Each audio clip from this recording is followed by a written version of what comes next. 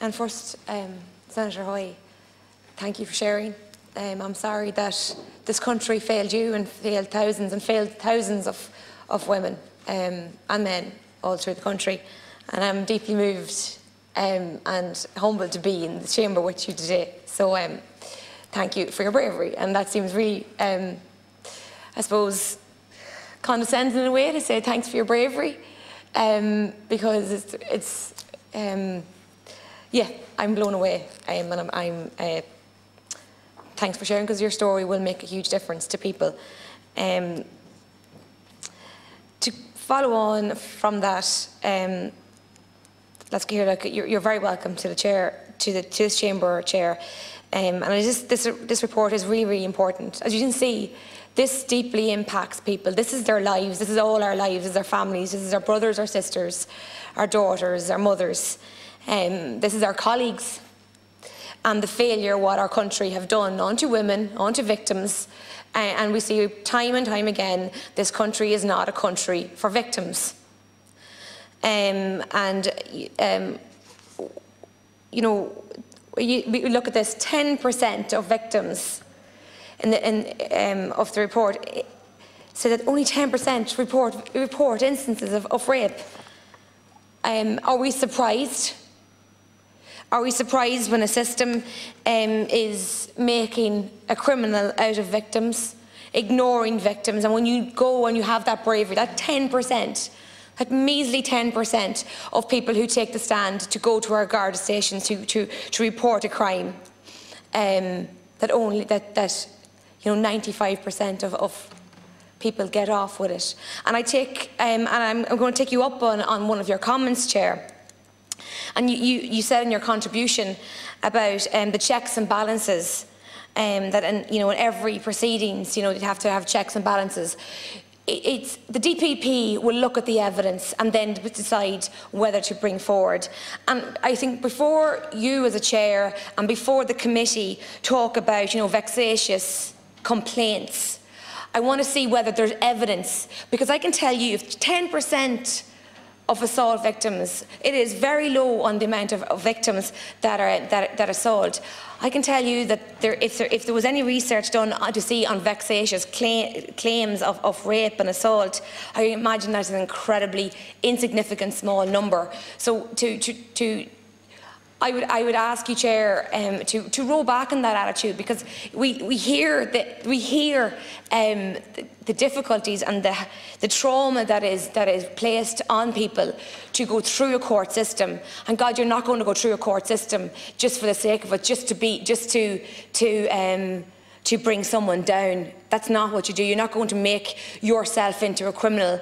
You're not going to say that you were raped, that you were assaulted, just to make someone look bad out of a vexatious claim, because it is really, really hard, and it's clearly really, really hard to report a crime. I'm going to go into some of the recommendations, and I do really support this, because and to have this debate in this House on the work of the committee, because I wasn't on that committee, I wasn't present at those at the committee debates, and this is a really good opportunity. I want, you know, to ensure that there's separate legal representation for support victims. That's hugely important, to look after at every step along the way, on the victims. And you know, we all know that rape is the most heinous, disgusting crime, and it is on your deepest person, and it's your most intimate person. And we have to change how our court system looks at this, how we interact with the court system, and to respect that this crime of the most intimate nature, that we look after the victim at every step along the way, and making sure that it's not adversarial, because our court is adversarial. We've grown up with a system, a real patriarchal, adversarial system, and we need to roll back on that.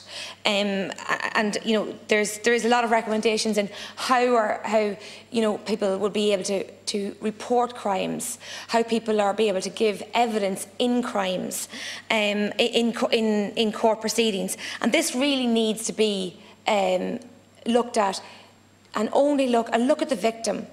Look at them, look at their person, look at their trauma. At every step along the way, a person should meet someone who is trained in trauma-informed care. Every step along the way. From someone who works in the Garda station, to the guard, to the administrative staff in a court, in court, they all need to be have trauma-informed care training. I also want to highlight another issue. I suppose it is my attitude in all things is prevention is better than cure. And you know, we should be working on preventing crimes.